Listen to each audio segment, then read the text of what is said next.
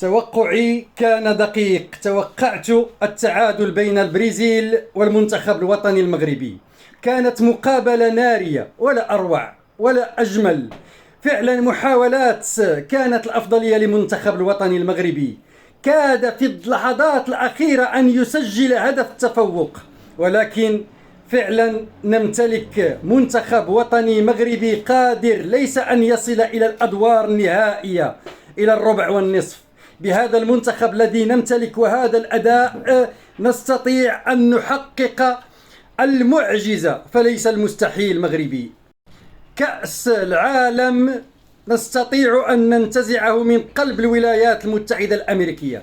البرازيل ظهرت أمامنا تائهة، استطاعت أن تسجل هدف التعادل بصعوبة. لولا قليل من الحظ لانتصرنا وانتزعنا 3 نقاط، لكن نقطة فعلا أمام البرازيل تعتبر في حد ذاتها دليل على أن المنتخب الوطني المغربي قادم من بعيد ويريد تحقيق المزيد.